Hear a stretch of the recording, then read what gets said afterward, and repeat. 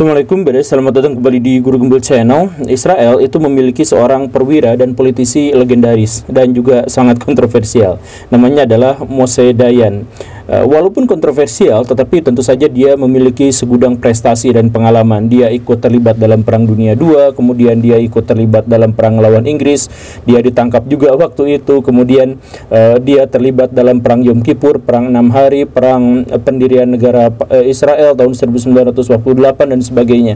Dan dia juga tentu saja adalah musuh bebuyutan dari orang-orang Arab, dan dia adalah salah satu jenderal yang sangat susah untuk bisa ditaklukkan. Suatu kali dia mempresentasikan tentang bagaimana strategi dia untuk menaklukkan orang-orang Arab. Jadi strategisnya tuh gini.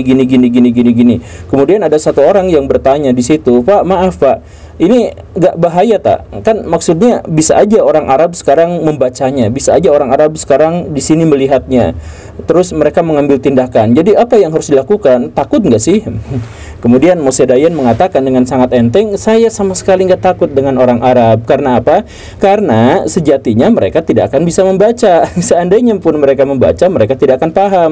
Seandainya pun mereka paham, mereka tidak akan bertindak." Atau dalam versi yang lebih panjang tapi meragukan, dia mengatakan kurang lebihnya seperti ini, "Saya tidak khawatir orang-orang Arab membaca strategi saya, karena pada dasarnya mereka tidak bisa baca, dan sekalinya bisa baca, mereka tidak bisa paham.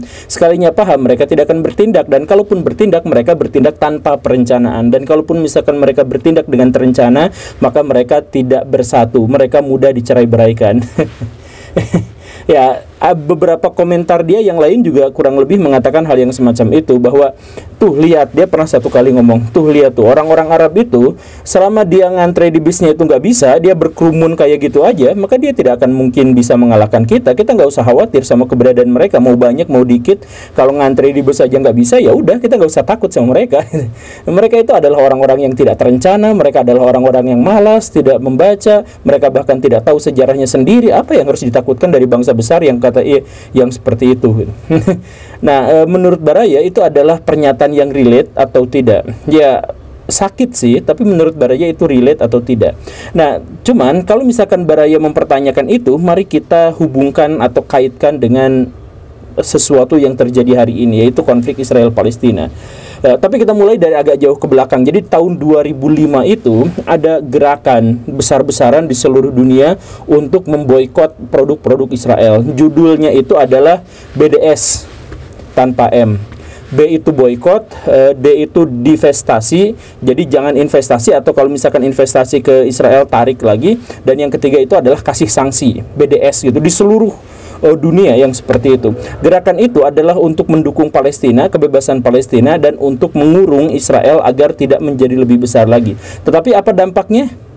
Ya, tidak berdampak apa-apa. Sampai sekarang pun Israel masih diserang sana-sini dengan upaya boikot, dengan upaya untuk dengan dimarah-marahin, dengan dihujat, dikutuk, dinistakan apa dan sebagainya. Tapi ya cuman sebatas itu aja yang dia terima, sisanya gak ada apa-apa lagi gitu. Sekarang kita mengetahui misalkan ketika Israel datang ke Palestina, dia dalam satu kesatuan. Tetapi orang-orang Palestina yang datang untuk menahannya itu terdiri dari banyak faksi. Ada Hamas lah, ada Jihad Islam, ada Hizbullah, ada Fatah, dan lain sebagainya. Masing-masing membawa bendera sendiri-sendiri gitu. Itu kan dari situ aja udah kelihatan gitu. Kemudian ketika Hamas melakukan serangan, itu langsung Saudi Arabia, Mesir, dan sebagainya menyatakan bahwa Hamas itu adalah teroris. Kemudian ketika orang-orang di Indonesia, orang-orang di seluruh dunia ngirim bantuan ke Palestina, ada yang nilep juga ternyata. Dari sininya, dari sananya, dari mana-mananya, ada juga yang bermasalah. Dan jadi gimana kita bisa memenang? Dan setelah akhirnya kita bersatu dalam sebuah organisasi yang namanya OKI gitu ya, Organisasi Kerjasama Islam, ayo bersatu seluruhnya, kita rapat bahas Israel. Dari semua rapat itu, semuanya hanya kutukan, hanya hujatan, hanya penolakan, hanya ketidakpenerimaan terhadap Israel dan sebagainya. Sisanya tidak ada tindakan nyata. Ketika Iran pada saat kemarin itu menyatakan bahwa daripada kita ngebacot doang, lebih baik kita langsung melakukan aksi nyata. Kita boykot Israel, kita embargo Israel. Jadi jangan kasih energi ke mereka. Tetapi apa? Arab Saudi dan teman-temannya malah menolak usulan itu. Kita tidak boleh mengembargo Israel, nanti ya bisnis kita gimana, aduh, dan lain sebagainya. Ketika Irannya maksa, ayo kita embargo Israel, ayo kita, kata Saudi Arabia, antum Syiah ya. ya emang Syiah.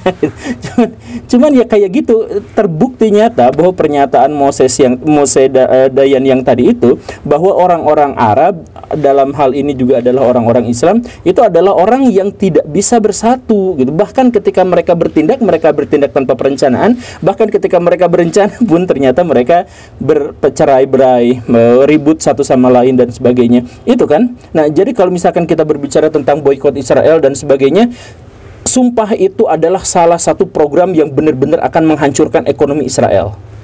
Seandainya kita kompak, tapi kan kita nggak pernah mau kompak gitu.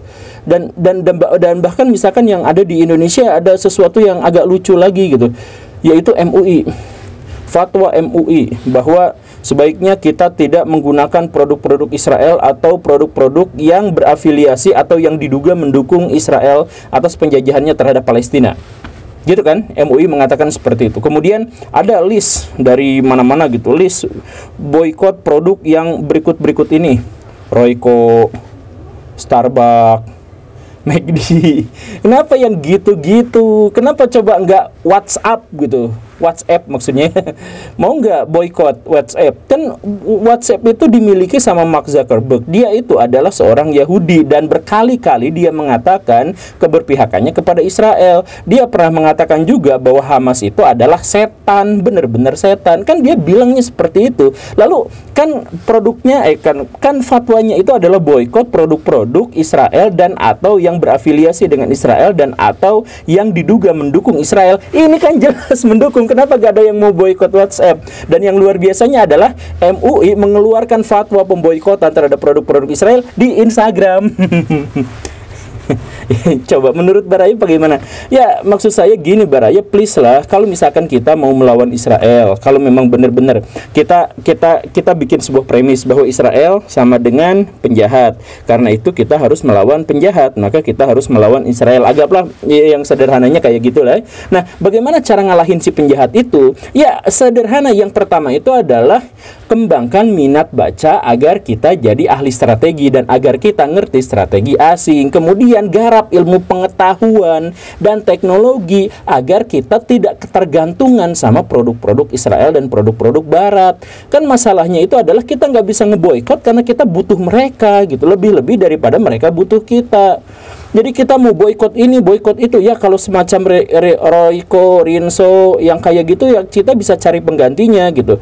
Kita misalkan Burger King kita boikot, ya gak ada apa-apa karena misalkan ada burger yang di pinggir jalan yang 10 ribuan gitu, itu juga bikin kenyang, oke bisa. Cuman masalahnya kan kita hampir sepenuhnya ketergantungan pada produk-produk Barat dan produk-produk Yahudi. Jadi gimana cara agar kita sukses memboikot? Ya kita jangan ketergantungan teknologi kepada mereka. Gimana caranya? Ya kembangkan ilmu pengetahuan dan teknologi masing-masing. Sekarang di dunia Islam itu jumlah profesor, jumlah dokter, jumlahnya sangat-sangat sedikit. Bahkan dari yang sangat sedikit itu pun setengahnya atau mungkin lebih itu disertasinya, tesisnya itu hasil bajakan atau sesuatu yang dihasilkan tidak jujur. Akibatnya apa? Yang menulis jurnal ilmiah yang diakui oleh dunia internasional itu hanya sangat sedikit sekali. Kan gitu. Makanya ada Bernard Lewis yang sampai mengatakan bahwa orang-orang Islam zaman sekarang itu penemuannya hanya seperti satu fakultas di Universitas Amerika Serikat. Hanya begitu saja. Ya memang dulu banget itu kita maju. Dulu banget orang-orang di seluruh dunia itu berhutang pada negara-negara Islam, pada bangsa-bangsa, pada orang-orang Islam. Tetapi kan sekarang tidak seperti itu gitu. Dan kebanyakan orang-orang Islam kalau misalkan ditantang yang seperti ini, balik lagi, oh kata siapa? Lihat penemuan di ribuan tahun yang lalu. Lihat Ibnu Sina. Kamu nggak tahu bahwa algoritma itu diciptakan sama seorang Muslim dan sebagainya gitu. Kita balik lagi ke masa lalu gitu. Kenapa? Ya udah kembangkan teknologi zaman sekarang, minat bacanya ditinggikan, kan itu masalahnya. Kemudian gimana caranya kita bisa bersikap bijak, gimana caranya kita tidak termakan emosi dan hawa nafsu. Kemudian kita nggak gampang untuk mengkafir-kafirkan sesama Muslim, kita nggak gampang untuk menjelek-jelekan, menghina, menghujat sesama Muslim. Kan seperti itu, mudah sekali gitu. Ya teorinya mudah, mari kita praktekkan sama-sama di dunia nyata gitu. Biar pernyataan Moses Dayan tadi itu tidak benar-benar berkelanjutan gitu. Jadi Baraya mau boikot nggak produk Israel? Ya saya sudah boikot. Ya tapi boikotnya nggak mungkin bisa total karena apa ya? Karena kita masih ketergantungan sama mereka. Jadi ayo kita maju sama-sama, ayo kita dukung sama-sama agar siapapun yang kita lawan, agar siapapun yang bisa kita bela itu benar-benar mendapatkan dampak yang signifikan dari gerakan kita. Bukan cuma nyerocos, bukan cuma ngomong dan sebagainya. Terima kasih karena sudah menyimak. Saya Guru Gembul. Assalamualaikum warahmatullahi wabarakatuh.